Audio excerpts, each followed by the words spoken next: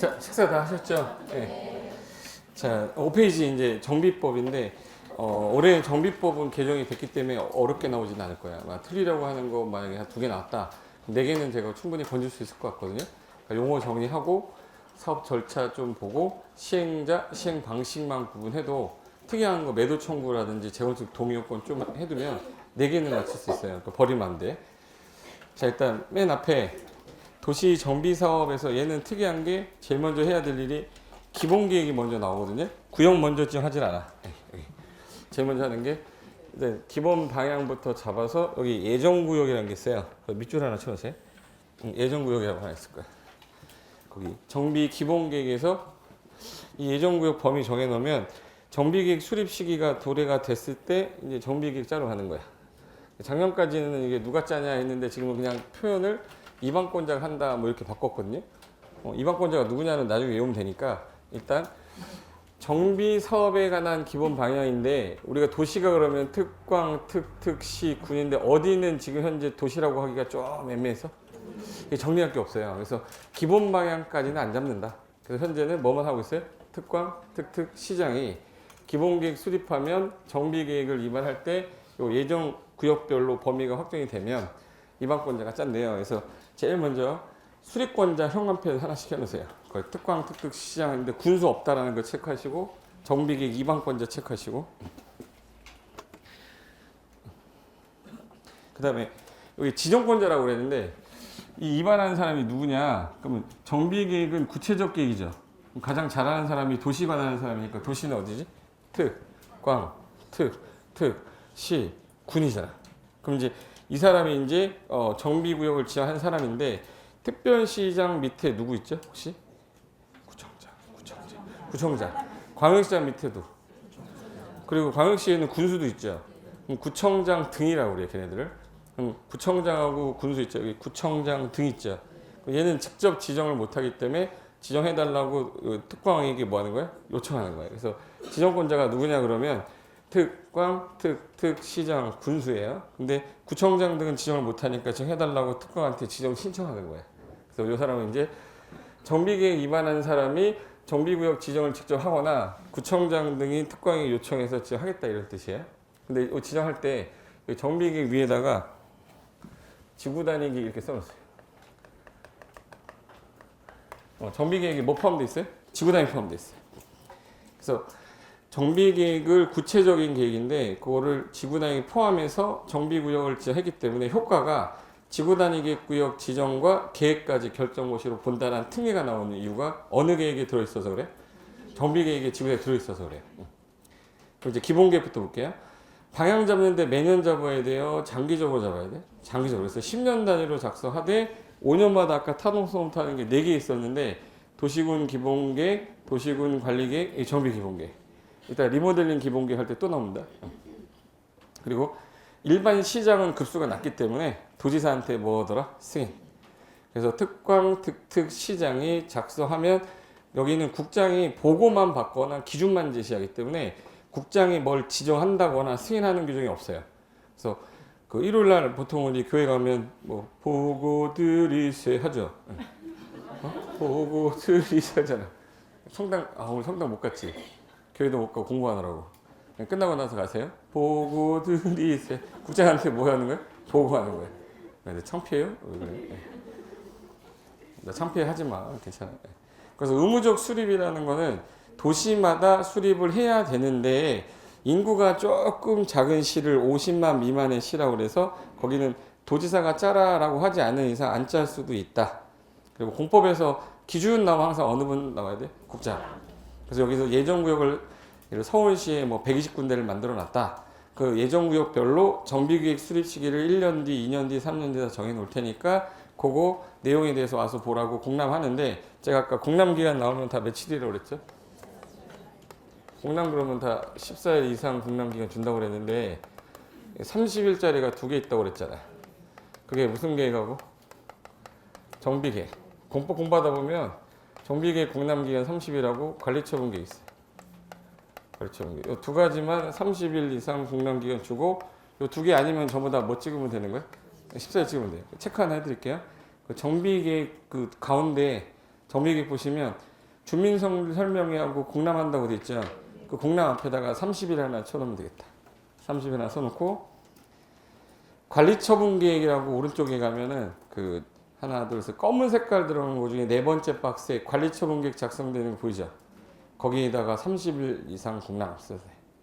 그 두 개 빼고 앞으로 공법에서 공람 기간 나오면 다 14일 이상으로 찍으면 되니까 이제 더 이상 숫자 외울 건 없어요. 그래서 됐고, 그다음에 이제 정비 계획 한번 볼게요. 정비 계획은 입안하는 사람이 구체적으로 지구단위 포함했기 때문에 주민설명회에서 공람 기간 30일 이상 줄 테니까 보고 그때까지 의견 제시하고 지방의회는 60일 안에 의견 제시하게 돼 있어요.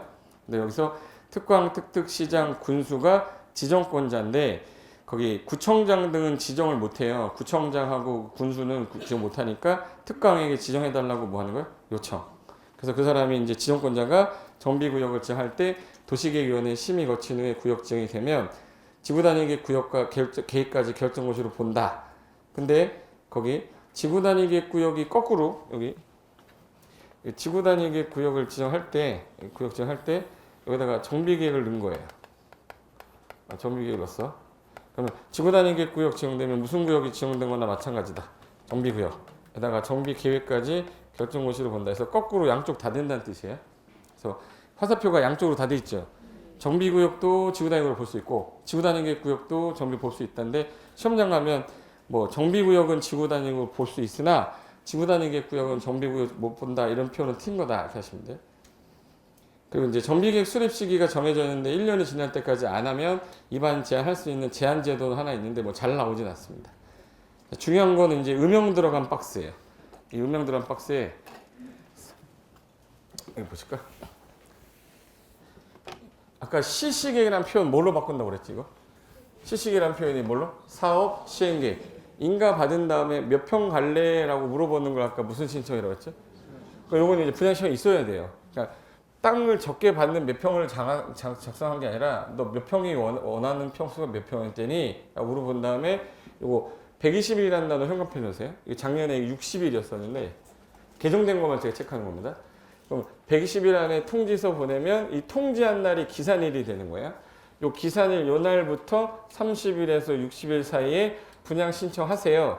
단 부득이하면 연장해서 며칠이에요? 20일. 그래서 이게 숫자가 120 나오고 30 나오고 60 나오고 20 나오고 헷갈리거든. 그래서 120일 안에 통지하면 통삼육이라고 그랬어요. 따라요. 통삼육. 안 할 거예요? 모션까지 한번 해볼까? 졸려 안 졸려? 이따 졸리면 나 이거 해버리라는 게. 통지한 날부터 며칠이야? 30일에서 60일. 연장해서 부득이하면 20일. 이 날짜를 따로 낼 수도 있고요. 요 분양 신청 기간이 만료되는 날까지 신청을 안 한 애들은 현금 청산을 하는 게 있다. 그래서 요게 신청 기간 안에 안 했을 때 조치도 나오는 거거든. 그래서 이제 화살표 밑으로 가서 현금 청산 시기라고 그래서 분양 시험 저 시간 안에 안 했던 자, 했다가 나 안 받을래 철회한 자, 아예 신청할 수 없는 자가 요번에 신설됐어요. 3번은 현금편 하셔야 돼. 없던 거야. 그리고 분양 대상에서 뭐한 자? 제외된 자. 그럼 이 4명은 이제 안 받은 거기로 했으니까 돈을 줘야 나갈 거 아니에요? 네. 돈을 줘야 나간다는 얘기는 여기 관리처분 인가고시가 나면 요날부터 90일 안에 손실보상 협의 들어갑니다.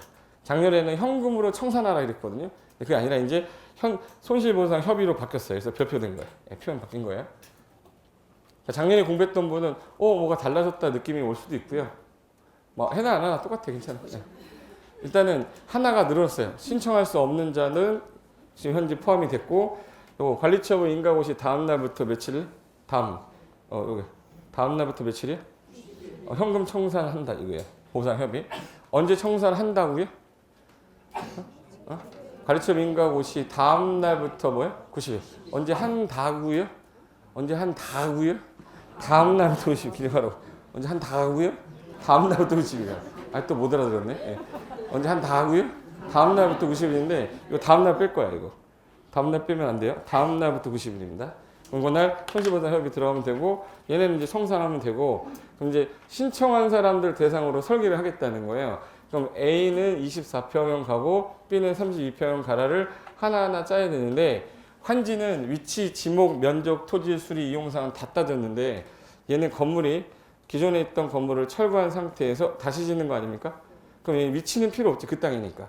그 지목도 필요 없고. 그래서 얘는 면적하고 또 뭐야? 이용사항이 상간지 주택인지 환경가에서 얘는 면이환을 봐요. 그래서 거기 기준이 환지 기준은 위지면 토술이 아닌데 거기 관리처분 기준은 면이환을 종합 기준으로 잡겠다.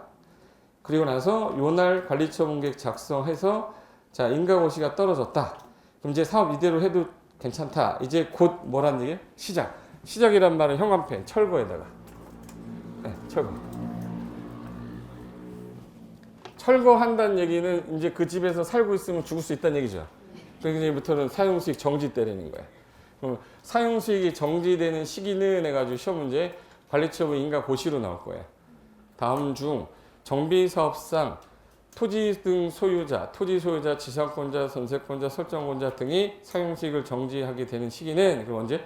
관리처분 계획 인가고시 받을 때. 이때부터 사용수익 정지시킨 다음에 얘가 소유권 가져가세요 하는 날까지는 못 가져가지만 다음날 가져가죠?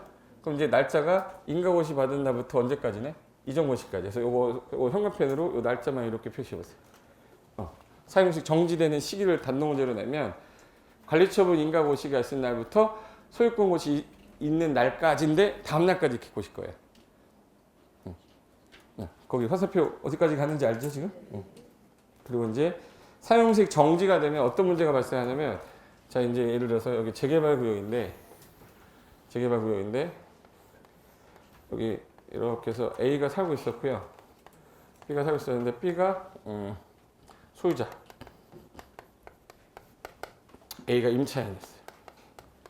임차인인데 전세계약 2년 계약하고 들어와서 현재 6개월을 거주한 상태고 보증금 2억에 전세 들어와 살고 있었어요. 근데 마을 어귀에 이렇게 해서 이렇게 플랜카드 붙은 거 본 적 있을 거예요. 그래서 경축 관리처분 인가 이렇게 또 있어요. 관리처분 인가 떨어지면 뭐 하라는 얘기인데? 관리처분 인가 떨어지면 철거한다는 얘기잖아요. 사용수익 정지돼. 근데 얘가 이래요. 민법 배웠거든. 공인중개사 1차까지 공부했었거든요. 그래서 주택임대차 보호법에 2년을 보장받을 수 있다고 배웠다 나는. 난 못 나간다. 그러면 이 사람 나갈 때까지 1년 6개월을 기다려야 돼요. 그러고 나서 저 사람 나가면 할 수 없잖아. 그래서 법에서 관리처분 인가 떨어지는 순간 사용수익 정지시키면서 기존에 있던 계약 기간은 배제한다. 없어진 걸 본다고 돼 있어요. 그러니까 2년 약정한 것이 현재 6개월밖에 안 살았지만 2년이 일하는 기간 자체를 배제한다고 돼 있어요. 그래서 주택임대차 보호법의 보호기간이나 상가건물 임대차 보호법의 보호기간은 적용하지 않는다. 그래서 배제 이렇게 나와요. 그럼 이제 이 기간은 이제 배제된 거니까 양 당사자는 계약을 뭐 하면 되겠네? 해제로 가야 돼요. 지금부터예요. 뭐 처음부터가 아니잖아. 그러니까 지금부터니까 해지금이잖아. 그러니까 해지.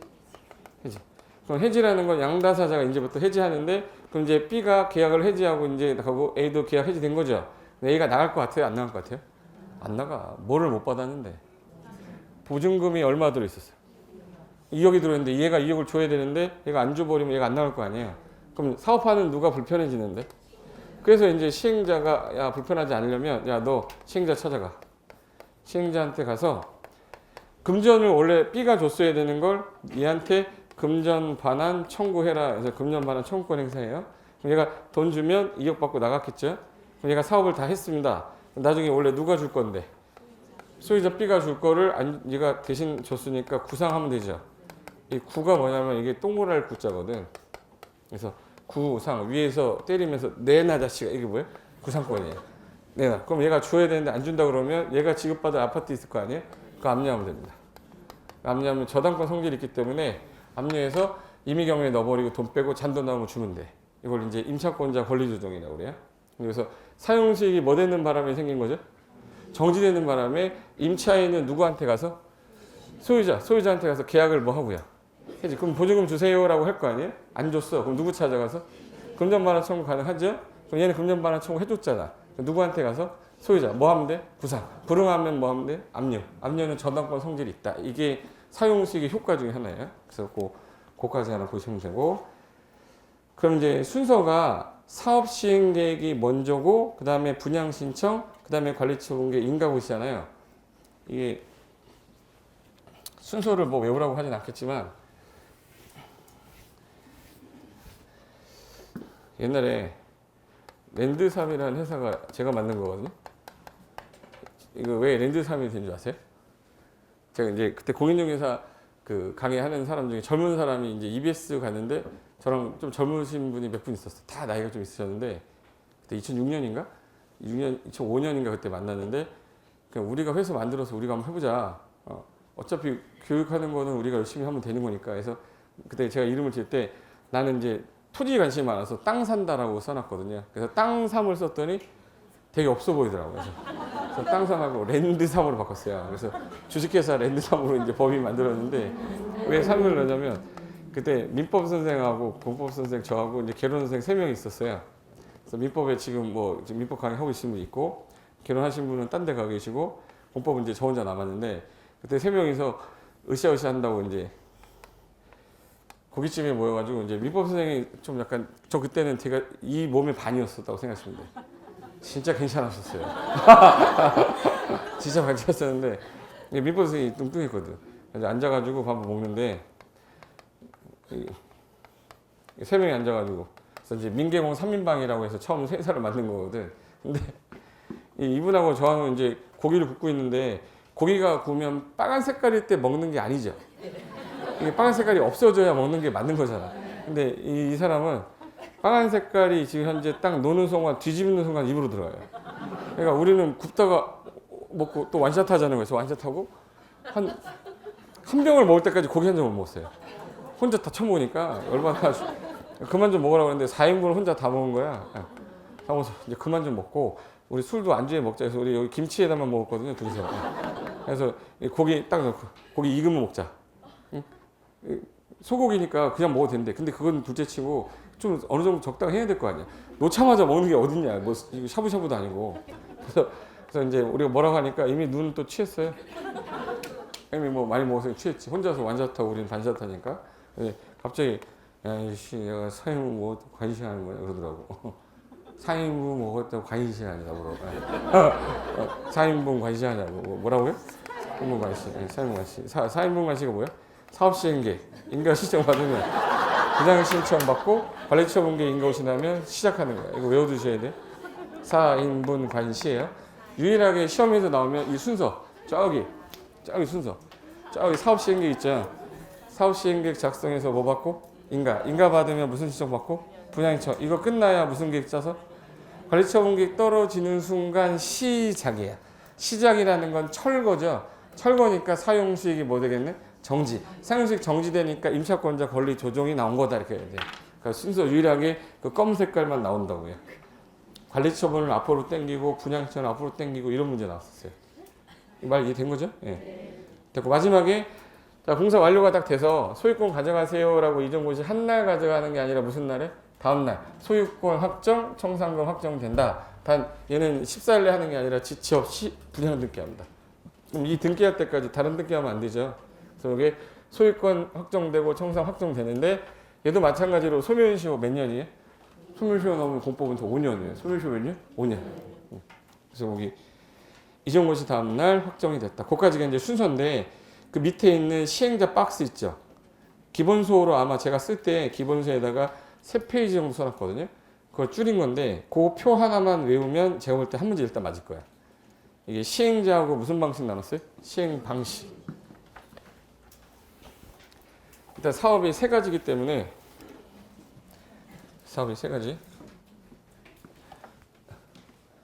자 여기 주거환경 개선 사업이 종전에 무슨 사업을 포함시킨 거냐면 주거환경 무슨 사업 뺐죠? 주거환경 무슨 사업? 관리 사업을 포함해가지고 개선 사업 들어왔잖아. 무슨 동네에서 하는 거야 저거? 달동네에서 주거환경이 극히 열악한데 기반시설 극히 열악한데 노후불량 건축 밀집돼서 하는 사업을 말한다. 그리고 재개발에는 무슨 사업이 들어갔어요? 도시환경이 들어간 거예요. 도시환경 정비 사업은 상업지역하고 어디서 하던 거였는데 공업지역에서 하던 건데 주택 재개발이 들어갈 때 상업공업이 들어갔으니까 앞에다가 주택이란 말을 뺀 거예요. 그래서 무슨 사업? 재개발 사업. 기반시설 뭐 할 때? 열악. 기반 열악할 때. 양호할 때 하는 사업은 뭐예요? 재건축. 이 두 단어 보자마자 바로 나와야 돼요. 극히 열악 그러면 뭐예요? 주거환경 개선 사업. 그럼 여기서 이 달동네에서 사업하려고 그러면 저기 사람들이 모여서 사업할 수가 있는지 보세요. 달동네에 올라가는 이유는 공기가 맑아서 돈이 없어서 갔는데 그들이 또 나가려면 사업할 수가 없어요. 그러면 토지 소유자가 한다거나 조합이라는 말이 나올 수가 없어. 그럼 해당 시에서 해줘야 되죠. 그래서 여기서는 시장 군수가 원칙적으로 해줄 수밖에 없다 해서 원칙이 시장 군수가 하겠다 해서 시장 군수 주공 등이 하는데 요거는 사업 방식이 네 가지 방식으로 나눠지거든요. 무슨 방식이 나눠지는지 잘 봐요. 스스로 계량이라는 거는 달동네입니다. 달동네인데 기반시설은 우리가 좀 확충해 줄 테니까 집은 너희들이 알아서 계량해라. 이게 스스로 계량 방식이야. 그리고 수용 방식은 다 사가지고 밀어가지고 아파트 짓는 거. 아파트 짓는 방식. 환지 방식은 기존에 있던 사람들 내보냈다가 다시 땅 줘가지고 니들이 집 져라. 이거. 관리처분 방식은 애들한테 잡아요. 수용 방식은 돈 받고 나갔죠. 네? 근데 관리처분은 얘네들 나갔다가 아파트로 다시 받는 거야. 네, 아파트로 다시 받아. 얘는 돈 받고 나간 거죠. 그러니까 수용하고 관리처분은 유사한데 돈 받고 나가버린 거는 아파트 진 거는 뭐예요? 수용 방식이고 얘들한테 너 잠깐 나가 있으면 아파트 줘서 다시 주겠다가 무슨 방식이에요? 관리처분 방식이에요. 두 개는 유사한데 얘네들은 일반인들한테 준 거고 얘는 누구한테? 소유자들한테 준 거예요. 그 방식인데 스스로 계량은 애들이 할 수가 없으니까 누가 해줄 수밖에 없네. 시장군수 주공 등이 해줄 수밖에 없어요. 근데 수용, 환지, 관리처분 세 가지 방식은 그냥 시장군수가 하거나 야 이거 LH공사도 지정 넣자 해서 두 가지를 또 여기서 세 가지로 나눴어요. 직접 시장군수가 하거나 아니면 시장군수가 지정받은 얘네들이 하거나 아니면 시장군수가 지정한 얘네들하고 건설업자, 등록업자가 공동으로 하거나 해서 시행자 방식이 세 개로 또 나눠졌어요. 그래서 거기 표시 제가 하나 해드릴게요. 거기 스스로 계량해서 스스로 현관펜 하시고 스스로란 말 딱 나오는 순간 이거는 기반시설 누가 밀어줄 수밖에 없다. 시장군수 등이. 그리고 수용하고 환지하고 관리처분은요. 얘네들 같은 경우는 시장군수가 직접 하는 경우도 있는데 걔네들이 거기 현관펜, 직접에다 현관펜, 그 다음에 지정에다 현관펜, 그 다음에 공동에다 현관펜 하세요. 아 그럼 직접 하는 경우, 지정해서 하는 경우, 지정받은 애가 건설업자랑 공동으로 하는 경우 이렇게 나왔어요. 다시 시장군수가 직접 해도 되고 아니면 그래서 한국토지주택공사 시행자로 뭐 해도 되고 지정. 지정할 때 당시에 걔네랑 건설업자가 같이 하는 걸 무슨 시행? 공동시행. 그럼 사업 방식이 얘는 몇 방식이었어요? 아까? 네 가지 방식인데 혼용하는 방식도 가능해요. 네. 그래서 이거 머릿속에 일단 스스로 계량부터 수용, 환지, 관리처분 섞어 쓰는 거 뭐라고 그러지? 혼용 방식 돼요. 근데 이 재개발이 조심해야 돼.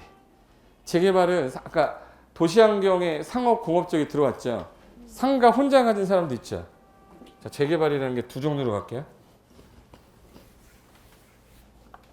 여기가 두 가지요. 상업하고 공업지역. 기반시설이 둘 다 열악해. 이렇게. 조용하네. 25분 됐나? 25분 딱 봤어. 25분 됐지. 내가 5분에 들어왔잖아. 25분 되면 그분이 내려오시거든. 네. 점심 때 뭐 국물 먹는 거 하면 안 되는데 국물 드신 분 있어요? 10분 안에 쓰러집니다. 그래서 기반시설 열악할 때 이렇게 진짜 열악한데 여기가 상업공업인데 공장을 혼자 가진 사람도 있어요. 이렇게 대규모로 1인이 소유하는 경우도 있는데 여기는 사람들이 모여 사는 거잖아. 혼자서 할 수가 없죠. 그럼 당연히 뭐 설립해야 되지? 조합을 설립해야 되는데 이 상가를 혼자 가진 사람도 있어요. 공장을 김씨, 예를 김 대표님 혼자서 갖고 있을 수도 있거든. 그럼 이거는 조합 설립할 수가 없어요. 그래서 토지 등 소유자가 만약에 2명이냐, 3명이냐, 4명이냐 했는데 이 법에 이번에 정해놓은 게 20명 잡아놨어요. 그래서 20인 미만이면 토지 등 소유자 이름으로 할 수 있대요. 그러면 이제 재개발은 조합이 하는 경우도 있고 뭐가 하는 경우도 있네. 그래서 두 개로 나눈 거예요. 거기 조합이 하는 경우도 있고 밑에 토지 등 소유자 수 몇 명 미만. 그러니까 이제 두 개로 나뉜 거예요. 일반적으로 조합이 한다 그러면 조합이 해라. 토지 등 소유자 수가 20인이 안 되면 너희들이 해라. 근데 얘는 전문가가 아니죠. 그러면 같이 하는 경우는 있을 수 있어야 될 거 아니냐. 전문가랑 공동으로 시행하면 될 거 아니냐. 그래서 옆에 공동 시행할 때 얼마 동의 얻으라고 돼 있네. 과반수. 과반수 동의 얻으면 시장, 군수, 주공 등에다가 건설업자, 등록업자, 대통령령이 정한 자라고 써 있죠. 대통령령이 정한 자가 옆에다 조그맣게 써드릴게요. 신탁업자랑 한국감정원이.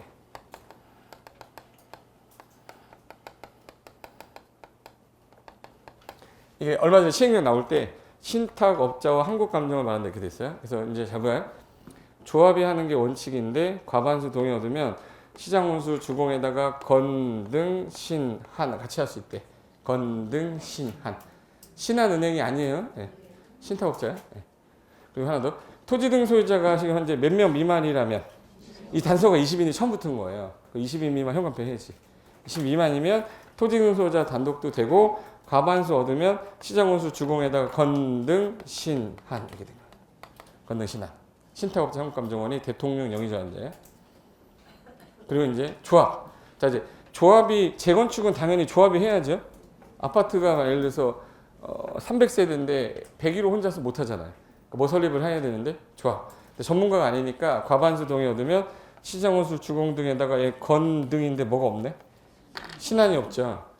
재건축 같은 경우는 돈이 많은 애들일까요? 돈이 없는 애들일까? 많은 애들이라 신탁업자랑 안 해요. 신탁업자 시행자 지정을 해버리지 다 맡겨버리든가. 그래서 여기 누가 없다는 거예요?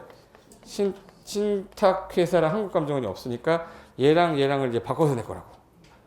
얘 둘이 있지, 둘. 여기는 신탁업자 한국감정원이 있는데 얘네 없잖아요. 그러니까 이제 시험장 가면 재건축에다가 신탁업자 신한 이거 넣을 거라고. 넘어가면 안 돼요. 그리고 하나 더. 여기 재개발 같은 경우는 사업 방식이 환지도 있고 관리처분 방식 둘 다 있는데 이 재건축은 환지 방식이 있을 수가 없는 이유가 뭐냐 그러면 건축물이 있었어요. 이 건축물을 철거하고 새로 건물 짓는 거죠. 그럼 이 건물을 이 건물로 바꿔주는데 땅으로 주는 게 아니니까 환지 개념이 없지. 그러니까 무슨 방식밖에 없어요? 근데 최근에 법 바꾸면서 주택하고 부대복리 건설하되 여기다가 오피스텔을 집어넣었어요. 재건축만 오피스텔을 넣어주는데 이 땅이 준주거 상업적일 때만 30% 범위 내에서 공급 가능하다로 현재 넣었어요. 작년에는 재개발도 됐었는데 재건축만. 그럼 이걸 정리하면 제가 해볼게요. 자 여기 보세요. 사업이 몇 가지 있었지? 세 가지. 달동네에서 하는 거, 주거환경 개선사업, 그 다음에 재개발, 그 다음에 재건축. 그런데 얘네들을 사업할 때 사업 시행자가 누구냐? 그러면 얘는 두 가지로 나누죠. 스스로 계량 방식이 있고 나머지 수용, 한지, 혼용 방식 있잖아. 이거 무조건 누가 하는 거예요? 시장, 군수 등이 하고 얘도 누가 하는 거예요? 시장, 군수 등이 하는데 스스로 계량 말고 다른 거 할 때에는 시장, 군수가 직접 하거나 뭐 할 수도 있고 지정받은 자가 뭐 할 수도 있어요? 공동. 근데 얘는 누가 당연히 해야 되냐면 조합이 하거나 20인 미만이면 누가 할 수도 있어요? 토지 등 소유자 단독도 가능한 거죠. 단 얼마 동의 얻으면 과반수 동의 얻으면 누구? 시장원수 주공 등에다가 건등 신한. 시장원수 주공 등에다가 건등 신한. 얘는 누가 하는 거예요?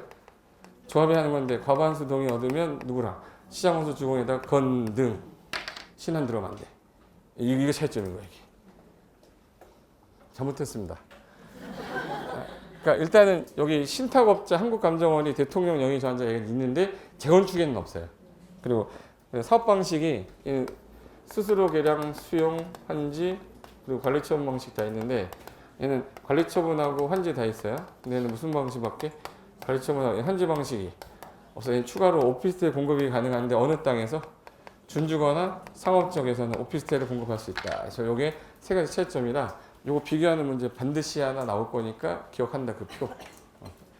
이걸 처음 했고 기본 이론할 때 한번 또 할 거고 유형할 때 또 한 번 할 거고 문제집 풀이할 때쯤은 다 외우실 거예요. 앉아 있을 때, 눈 뜨고 앉아 있을 때요. 거기 그 시행자까지 했고 또 한 문제 나올 수 있는 게 구역의 해제 사유인데 왼쪽에 정비구역 해제 사유 있어요. 지정을 해줬더니 안 하시면 일정 기간 시간을 드릴 테니까 하십시오. 안 하시면 구역을 뭐 해버리겠다. 해제해버리겠다. 크게 두 개로 나누는데 하나는 필수적 해제 사유고 하나는 해제할 수 있는 임의적 사유로 나누죠. 위에 거는 필수적 해제고 밑에 거는 해제할 수 있는 임의 사유예요. 일단 필수적부터 볼게요. 자, 거기 정비 기본 계획을 작성해 놓고 안전 진단 또는 정비 계획을 작성했어. 그럼 거기 번호가 1, 2, 3, 4, 5, 6 써 있죠. 여기 해제 사유거든요. 그럼 이제 해제 사유인데 첫 번째 1번 정비구역 예정일로부터 정비구역 지정 신청을 몇 년 내에 하거나 3년 내 해야 되거나 직접 지정해야 되는데 안 했어요. 그래서 현관패는 몇 년? 3년. 그리고 정비구역 지정이 되면 이번에 추진위원회 승인 시정을 몇 년 내 해야 되는데 그럼 2년 동안 안 하고 있다는 얘기는 할 마음이 없다. 현관패 2년. 바로 밑에 추진위원회가 바로 가는 4번 있죠. 추진위원회가 조합설 인가 시정하는 것도 몇 년? 2년. 근데 추진위원회 없이 바로 갈 때 위에 3번에 조합설 인가 시정 몇 년? 3년. 현관패. 그리고 이제 조합설 인가가 나면 사업시행계 인가 시정 몇 년? 3년. 3년 했어요? 그럼 3년이 몇 개? 3이니까 3개, 2니까 2개지. 3년 3개잖아 지금. 그럼 2니까 2개죠. 그리고 재개발 사업의 경우는 아까 재개발은 단독으로 누가 할 수도 있는데 20인 미만이면 토지 소유자 단독으로 할 수 있죠. 그럼 얘는 조합 설립 안 할 거 아니에요. 그래서 밑에 6번에 재개발을 토지 등 소유자가 한다면 조합 설립을 안 하니까 사업시 인가 신청을 몇 년 안에 할 것? 5년 현관패. 그럼 이제 2년 2개, 3년 3개, 5년 하나죠. 작년에 배울 땐 8개였는데 지금 6개로 줄어서 좋아진 거예요. 작년 공부하는 사람들은 이게 바뀌었네? 뭘로 듣을 수도 있어. 근데 좋아진 거잖아요. 거기서 내가 만약에 출제원이다. 그럼 그거 2년짜리 2개 있었죠.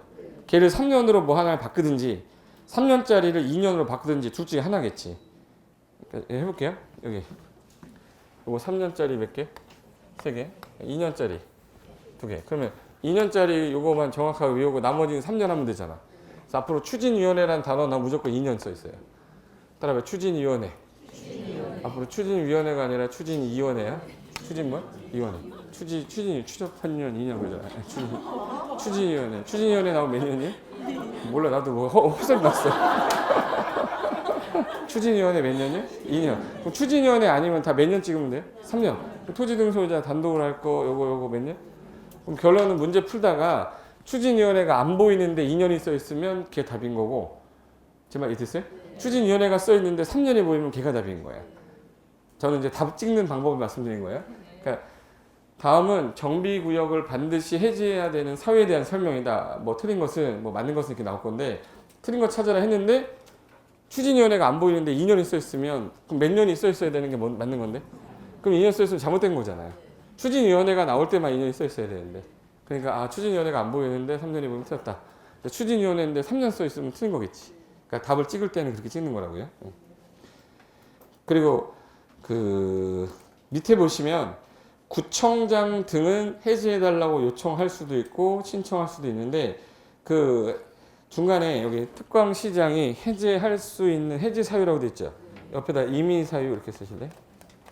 임의적 해제. 임의적 해제. 해제하여야 한다는 뜻은 아니죠. 상황을 봤더니 이 네 가지에 해당이 된다면 안 되겠다. 이거 해제해야겠다. 해제할 수 있다. 그래서 첫 번째가 토지 등 소유자에게 과도하게 부담이 많이 생길 것 같아. 이걸 과부라고 그래요. 야 이거 토지 등 소유자한테 사업 진행해봤자 야 내야 되는 돈이 5억인데 지금 현재 저 사람들 사업을 하는데 5억을 낼 수 있겠냐. 그러면 과도한 부담이 예상이 되면 해제할 수도 있다. 추진상 봤을 때 목적 달성이 뭐 하대? 불능 동그라미 불능. 과부 동그라미 불능 동그라미. 그리고 목적 달성 못할 것 같으니까 해제할 수 있다. 30% 이상이 구역 좀 해제해 주세요라고 요청하면 추진이 구성도 안 된 상태면 그냥 정비 예정으로 해제할 수 있어요. 그리고 중앙경이면 무슨 동네죠? 달동네. 중앙경 달동네죠? 달동네 사업 방식이 몇 방식 있었지? 4가지.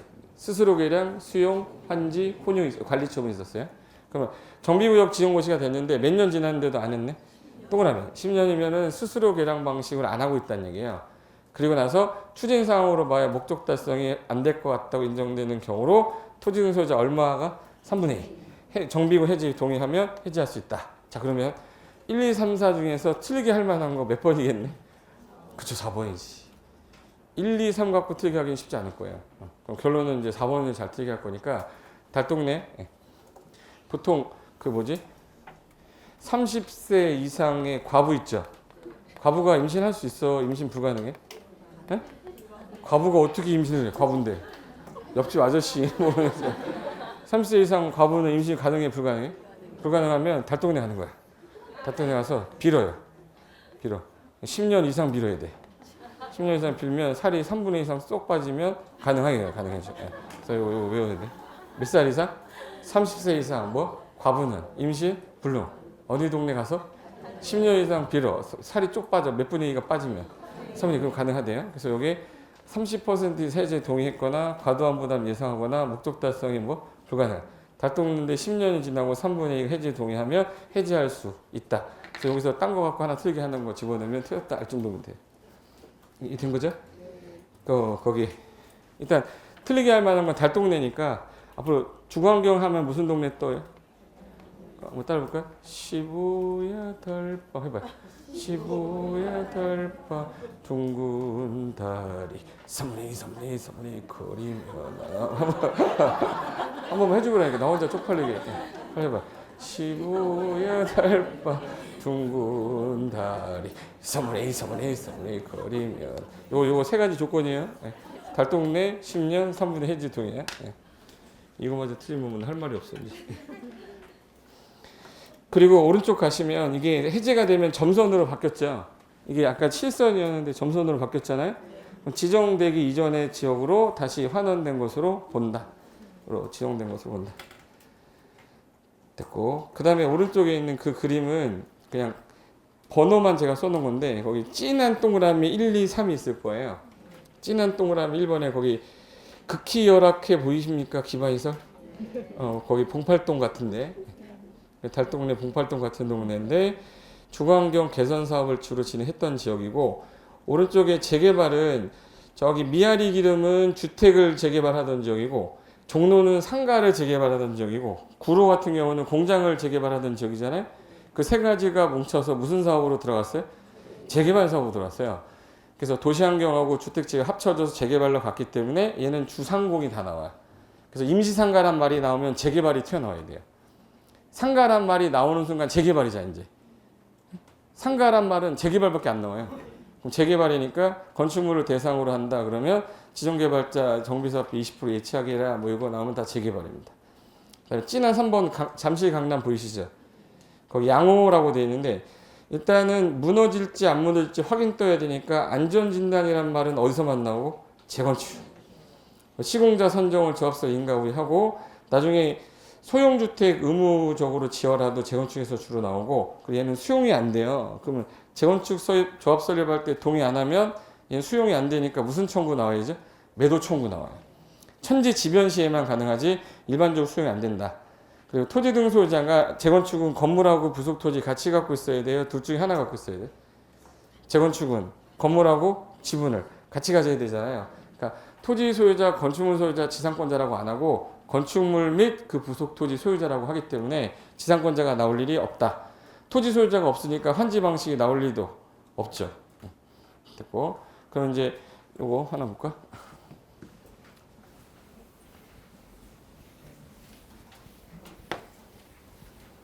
지금 위에 게 해제하여야 한다예요? 해제할 수 있다예요?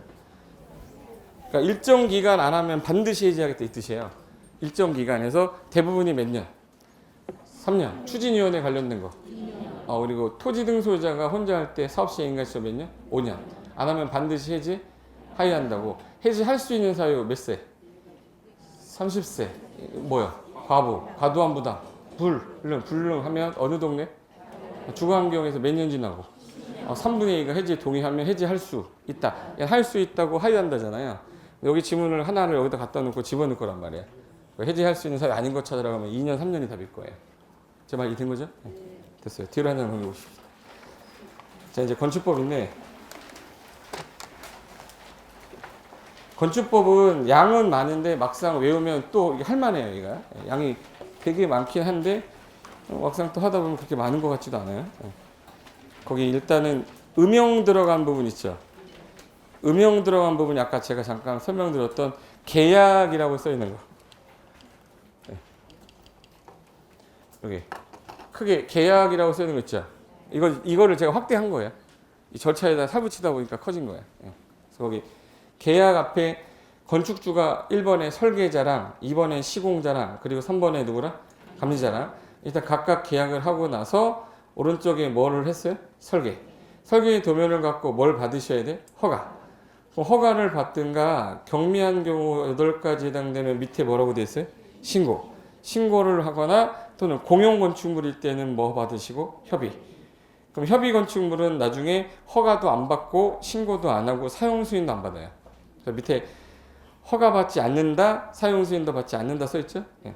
그리고 나서 착공을 들어가는데 이 착공하는 게 몇 년 안에 들어가는 거다. 허가받고 몇 년 안에? 2년. 신고는 몇 년? 1년. 허가받고 2년 안에 착공 안 하면 허가 아까 반드시 취소한댔죠. 그리고 신고는 몇 년 안에 착공 들어야 되는데 1년 안에 안 하게 되면 신고의 효력은 없어진다 이렇게 됐어요. 예. 그다음에 이제 착공 신고했고 시공하면서 위에 보시면 시공할 때 제대로 하는지 감리자가 있는 경우도 있고 없는 경우도 있는데 있다면 7일 안에 검사하고 합격하면 교부하면 되고 없을 경우에는 직접 검사 다 한 후에 7일 안에 검사하고 교부하면 된다. 그럼 사용 승인권자 밑에 뭐라고 써 있어요? 허가권자랑 똑같은 사람이에요. 주택법은 달라져요. 사용 승인 받고 그다음에 사용 유지하다가 나 용도를 좀 바꾸고 싶어. 그럼 위에 용도 변경해서 우리 자산 전문가 연교가 금방 죽었다 했죠. 그거에 따라 위로 가면 허가, 밑으로 가면 신고, 같은 군에서는 기재 변경 신청. 그 밑에 사용 유지하다가 오래됐습니다. 그럼 철거는 철거하기 전에 신고하고 멸실은 멸실로 30일 내 신고하면 끝나는데 이 과정상에서 제일 먼저 왼쪽에 거기 11시 방향 있죠. 11시 방향 한번 또 못 얻으니까 여기 찾았어요? 여기 거기 11시 방향이 되고 왼쪽에 건축물로 취급하는 공작물이라고 써 있는데 이거 무슨 말이냐면 지금 우리 무슨 법 하고 있죠? 건축법은 건축물을 규제하지 공작물을 규제하는 게 아닌데 단순 암기해야 되는 것 중에 하나가 공작물인데 건축물로 취급하는 게 있대요. 그래서 건축물로 취급해서 신고하세요라는 거 하나 있어요. 오케이. 지금 현재 무슨 뜻인지 보세요. 공작물인데 뭘로 취급을 하겠대요? 그러니까 얘는 건작물인데도 건축물로 취급해서 뭐 해라? 신고. 규모가 커서 작아서. 그래서 옹벽 담장이 원래는 지붕이 없거든요. 건축물 정의는 반드시 뭐가 있어야 되고 지붕과 기둥 또는 벽 그거에 딸려있는 대문 담장 포함하죠. 딸려있는 지하나 고가에 설치하는 사무소 거연자 지하부 취하고 창고 개까지 건축물이랬어요. 근데 법에서는 지금 현재 공작물은 지붕이 없으면 규제를 안 해요. 근데 옹벽 담장은 지붕이 없잖아. 그건 공작물 맞는데 저게 2m를 넘을 때는 신고를 하래요. 그러면 2.5m의 옹벽은 신고해야 된다. 맞죠? 1.8m의 옹벽은 신고해야 된다. 2m의 옹벽은 신고해야 된다. 응? 여기 뭐라고 써요? 넘는이라고 써있잖아. 넘는의 뜻이 초과잖아요. 2m는 신고하지 않는다. 2.01m는 신고해야죠. 그래서 2m를 넘는 거니까 단순 암기하는 거라 2, 4, 6, 8, 30인데 새로 개정돼서 5m 하나 들어간 거예요. 그래서 옹벽 담장 나오면 몇 메타? 광고는 왜 하는 거예요? 사라고! 광고 왜 하라고? 사라고! 몇 미터? 4m. 태양에 뭐예요? 오예! 6m는 뾰족한 거랬죠? 네. 6뼈죠. 네. 그래서 굴뚝, 장식탑, 기념탑, 골프 연습장에 철탑 다 뾰족한 건 다 몇 메타? 6m. 여기 시험에서 이 두 개 잘 보시면 돼. 고주팔이라고 그랬는데 고가 수조가 8m 넘을 때는 신고인데 주차장이 8m 뭐일 때? 이하 철골 도리식 주차장 이하일 때 신고해라. 30제곱미터 넘는 지하 대표도 뭐예요? 신고하는데 여기 다 넘는인데 누구만? 주차장. 현관편은 주차장에다 하셔야 돼. 글씨 제가 진하게 놨을걸요? 기계식 주차장, 철골 도리식 주차장으로 외벽이 없는 거는 몇 메타 이하? 걔 빼고는 다 넘는인지만 일단 확인해 보세요.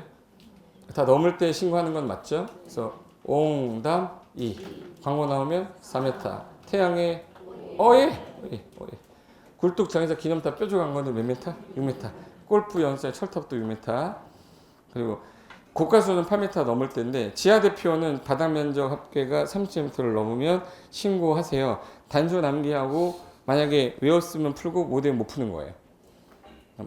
그 큰 의미 없어요. 암기 고개 들어보실래요? 내가 단어 딱 얘기하면 몇 미터 이렇게 딱 나와봐. 광고판 4죠? 네. 광고탑 광고 나오면 사라고. 탑이든 뭐든 광고 나오면 사야. 광고 왜 하는 거냐고. 사라고 하잖아. 태양 에너지 발전. 5m. 예. 통신용 철탑. 옹벽. 담장. 고가 수조인데 얘는 8m 넘는 이상이 아니라 넘는이에요. 고가 수조는 넘는인데 주차장은 8m 이하. 그거만 조심하면 얘 틀릴 거 없어요. 이걸 강의하는 것도 쪽팔리고 이런 거. 그 오른쪽에 이제 허가권자. 이놈이 잘 나옵니다. 별표는 그 허가권자 박스인데 여기 원래 건축법에서 말하는 건축법상 허가권자는 옛날에는 시군구청장이었는데 제주도가 제주 뭐로 바뀌었고요? 특별자치도로 바뀌면서 북제주군, 남제주군 뭐 이런 거 다 권한 다 갖고 왔어요. 도지사가 다 가져갔어. 허가 권한을. 그리고 세종시 생기면서 특별자치시 생겼죠. 그래서 특특 누구예요? 시군구인데 이게 특별시 광역시에서 몇 층 이상일 때? 21층. 연면적합계가 10만 이상이면 규모가 큰 거죠. 그때는 특광이 직접 허가를 하겠대요. 직접 허가를 하는데 이게 공장이거나 창고거나 지방건축원의 심의 거친 거는 제외래요. 형어표는 공장, 창고, 심의 거친 거 제외다 했어요. 이거 제일 잘 나와. 공장, 창고, 심의 거친 거는 제외. 이게 무슨 뜻이냐? 15만 제곱미터 건물을 짓겠다. 서울에서. 그럼 누가 허가권자예요? 서울 특별시장. 인천에서는 인천광역시장인데 이게 공장이라는 거예요. 15만짜리가. 그럼 누구예요? 구청장이에요. 특광이 하는 게 아니다라는 얘기는 구청장이 하라는 얘기잖아요. 특별시장, 광역시장 밑에는 구청장 있지 않습니까? 네.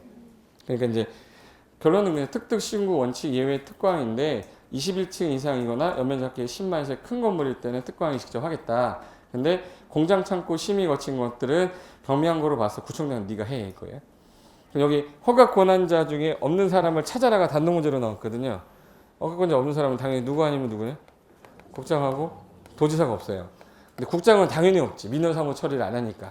근데 얘가 없다라는 게 특이한 거잖아. 도지사는 허가권자가 아니라 사전 뭐야? 승인권자예요. 그래서 도지사는 사전 승인을 하는데 몇 층 이상일 때 합니까? 21층 이상. 연면적합계가 10만 이상. 이거 어디서 본 거죠? 이게 특별시, 광역시에서는 특광이 직접 허가를 하는 건데 도에 있을 때는 시장 원수가 누구한테? 응?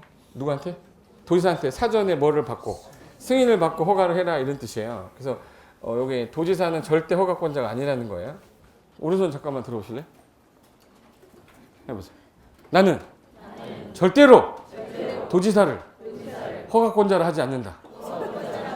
내리세요. 좀 이따가 보잖아요. 도지사 이렇게 나오던다. 10명 중에 2-3명 나올 거예요.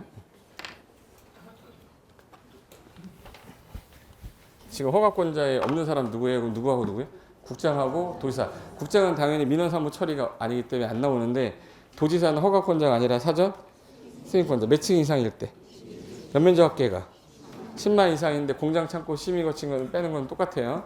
근데 여기에 3번, 4번이 추가됐는데 자연환경 보호랑 수질 보호를 하려고 여기다 묶어놓은 땅인데 도지사가 지은 공간 땅인데 여기 안에다 건물을 지었는데 3층 이상의 건물이에요. 또는 연면적합계가 1000 이상이 돼버리는데 그 용도가 위락시설, 숙박시설, 공동주택, 일반 음식, 일반 업무시설이면 사전 승인을 받으라는 거예요. 그러면 만약에 자연환경 보호하려고 했는데 2층짜리예요. 연면적이 900제곱미터입니다. 위락시설 받는다 안 받는다?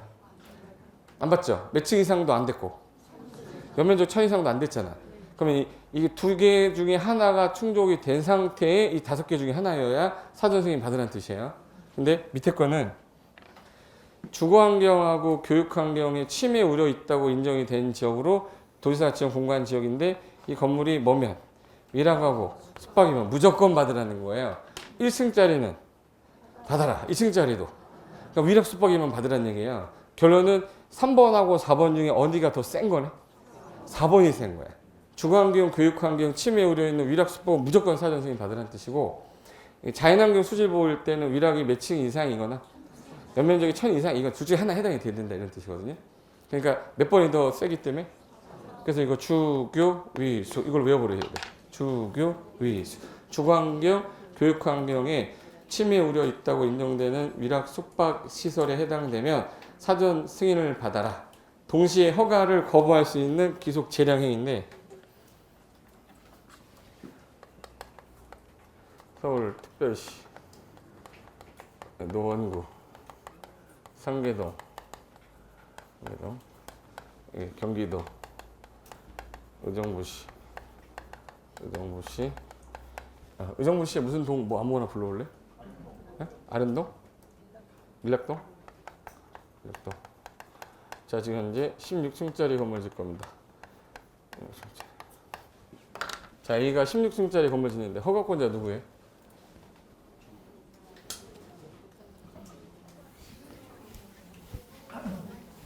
원칙적인 허가권자 특특시군 구잖아요. 허가권자 누구예요? 네? 시군 구청장이니까 노원구청장이 허가권자죠. 근데 만약에 27층짜리 건물 짓겠다는 거예요. 그럼 A는 누가 허가권자예요? 몇 층 이상이라서 21층에 누가 허가권자예요? 서울특별시장 허가권자 되는 거예요.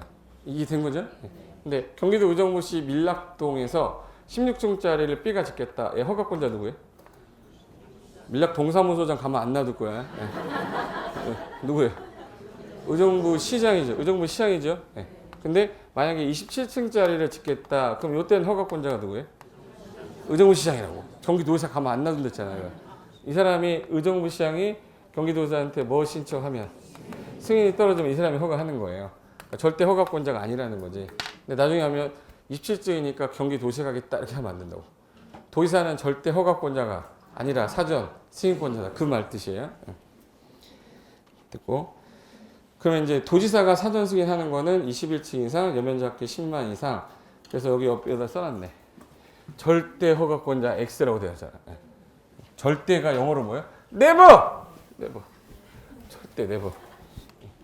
저 까먹으면 안 되고. 자, 오른쪽에 이번에 대수선도 자주 나오고요. 용도 변경은 무조건 한 문제 나온다고 보셔야 돼. 대수선하고 건축은 같이 나올 때 있고, 용도 변경도 잘 나오는데. 자, 일단 대수선 그러면 건축물의 가장 중요한 부분을 뭐라 그러죠? 주요 구조부. 내기, 바보지주. 내기하면 바보지. 그렇죠? 내가 뭐야?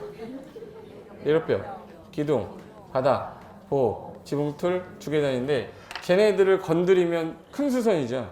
그래서 쟤네들 건드리면 큰 수선으로 봐서 대수선으로 한다 해서 거기 대수선 옆에 건축하고 대수선을 하려면 원칙이 특특시군구에게 허가를 받아야 되는 게 원칙이다. 그래서 1번부터 6번까지 있는데 그 1번에 내력벽을 증설해체 벽면적 30 이상 수선 변경. 2번 기둥보 지붕틀을 각각 증설해체하거나 3개 이상 수선 변경. 그 수선 변경 앞에 몇 개 붙었어요? 근데 증설해체 앞에는 숫자가 안 붙었을 거예요. 그리고 그러면 증설해체는 개수랑 관련이 없는데 수선할 때는 몇 개 이상 할 때? 3개. 그리고 3번에 방화벽, 방화구획을 위한 벽을 위한 증설해체 수선 변경. 주계단, 피난계단, 특별피난계단 증설해체하게 되는 수선 변경. 지금 현재 방방계단 네모해놨죠. 걔네들은 증설하든 해체하든 수선하든 변경하든 숫자고 뭐 관련 없죠. 그래서 방방계단은 건드리면 대손이라고 그래요. 방방계단은 뭐? 건드리면. 그리고 미간지구는 삭제돼서 제가 빼버렸고요. 5번 다가구 주택, 다세대주택. 우리 여러 가구 살고 여러 세대 사는데 갑자기 세대 경계벽을 증설하면 세대수 증가돼 버리죠. 합가해버리면 안 되니까 이거 허가받고 해라. 그래서 가, 세, 건드리면 뭐? 대수선이에요. 6번이 이제 재정의 신설 규정인데 건축물의 외벽에다가 사용하는 마감 재료를 증설 해체하거나 30 이상 쓰면 이거 아까 내력벽하고 똑같죠? 네, 똑같으니까 키워드로 보세요. 키. 앞으로 주요 구조부를 증설 해체했다. 그러면 얘는 개수 상관 있다 없다. 수선 변경은 몇 개? 3개 이상, 면적은 30. 다가구 다세대는 있는데 무슨 주택은 없다고 그랬죠? 그래서 가, 세. 방방계단은 뭐? 건드리면 대수선. 그 얘네들은 뭐 받으래요? 허가. 그러니까 앞으로 대수선하면 증설해체란 표현 나왔어요. 그럼 무조건 뭐야? 주요 구조부 증설해체는 무조건 대수선인데 수선 변경했다 그러면 몇 개 이상? 면적은 얼마? 30. 방방계단은 건드리면 그래서 용도지구 없어졌댔죠. 그래서 가, 세. 건드리면 뭐야? 대수선이에요. 그럼 주요 구조부에 대한 수선 변경인데 여기서 기억할 거는 그럼 결론 이거네. 주요 구조부라는 표현이 나왔는데 증설해체 나왔다. 그럼 무조건 대손이죠. 그리고 수선 변경 앞에는 몇 개? 3개. 면적은 30. 가, 세. 방방계단 건드리면 대수선 끝 이렇게 하면 돼. 너무 빨랐나? 천천히 할까? 방방계단 건드리면 뭐? 대수선 가세 건드리면 대수선. 그리고 주요 구조부 나왔는데 증설했지에 써있다. 대수선. 수선할 때는 3개 이상 면적은 30 이상. 그게 키워드예요. 그럼 이제 대수선 했고, 자 오른쪽에 용도 변경 나올 건데 이 용도 변경은 워낙 잘 나오기 때문에 별표를 5개 해놓으세요. 별표 5개. 위에다가 돌침대라고 써놓으세요. 돌침대. 여기 5개. 거기 용도 변경 할 때는 일단 구는 우리가 기본 이론 할 때 외웠었잖아요. 그리고 29개 용도도 이제 외울 때는 됐는데 지금 당장 못 외우겠어도 상관은 없어요. 어차피 우리는 문제 풀면서 외우게 돼 있거든요. 이거는 지금 현재 체계도 하는 거니까 당장 외우라고는 안 할 테니까. 자 봐요. 일단은 영업사원 여자 이름이 뭐였다고 그랬지? 그래서 다시 기억을 더듬으면서 판운수. 영업사원 여자 이름 판운숙이야. 남편 이름이 뭐였지? 문종관. 또 그 기억나네. 문종관이라고 했더니 김판놈이라고 모르더니 남편 이름이 뭐야? 문종관. 동생 이름이 뭐야? 영규. 영규 직업이 뭐였지? 자산 전문가. 자산 전문가였는데 누나가 얼마 전에 영업 자동차 새로 나왔다고 해서 누나가 준 자동차 타고 가다가 금방 죽었다고 그랬어요. 금방 뭐야? 죽었다. 금방 죽었어. 매형이 누구죠? 문종관. 맨날 당구 치던 애가 없어졌는데 슬퍼 안 슬퍼요? 술을 너무 많이 먹어가지고 목 아파서. 이거 아파서 누구 찾아가요? 의대 교수, 노 교수. 의대 교수, 노 교수. 오랜만이다, 야. 의대 교수 뭐요? 노 교수. 됐어. 영업사원 여자 이름 뭐예요? 남편 이름은?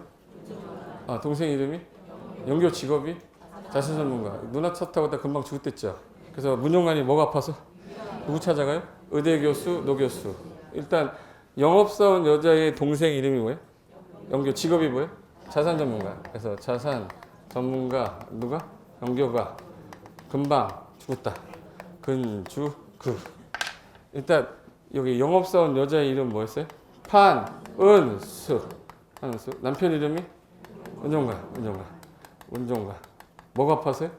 누구 찾아가요? 의대 교수, 노 교수. 오랜만이다, 이야. 근생은 몇 종 근생 2개 있어요?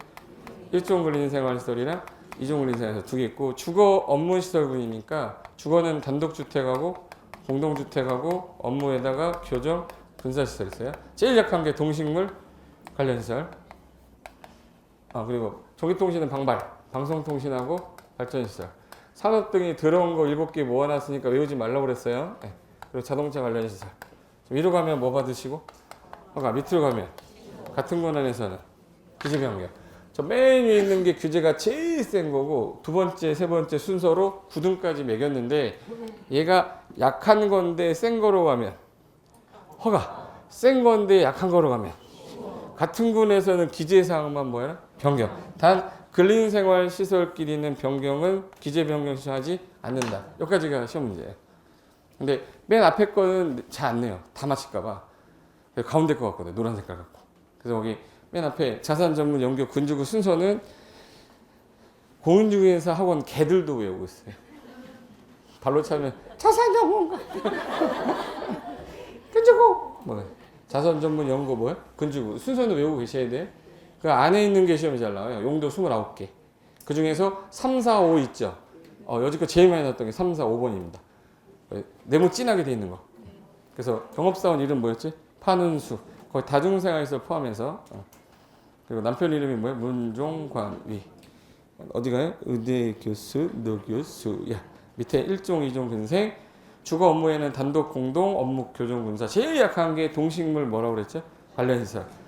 3번에 전기통신은 그냥 방발하시면 돼. 방송통신하고 발전시설. 산업 등은 외우지 마시고 모르겠으면 산업 등인 게 거지 이렇게 하면 돼요. 7개니까. 맨 위에 자동차 관련시설은 딱 하나 뭐 있어요? 자동차 관련시설. 그래서 허가 사유는 밑에 것이 위로 올라올 때, 센 거로 올 때. 신고 사유는 위에 게 센 게 밑으로 갈 때. 그리고 바닥 면적이 만약에 500 이상인데 허가 사유다? 건수사가 설계해야 되고 바다면적기 100 이상의 용도 변경이면 허가든 신고든 사용 승인을 받으셔야 됩니다. 그게 이제 용도 변경이라 요거 2번 정도 연습 더 하고 문제 풀이할 때 저랑 몇 개 풀면 다 풀 수 있을 거예요. 다 풀 수 있어요. 그 이제 위에 건 끝났죠. 그 이제 맨 앞에 가면 계약 앞에 있는 부분부터 잠깐 쉬었다가 커피 한 잔 드시고 이어서 할게요. 잠깐만 쉬겠습니다.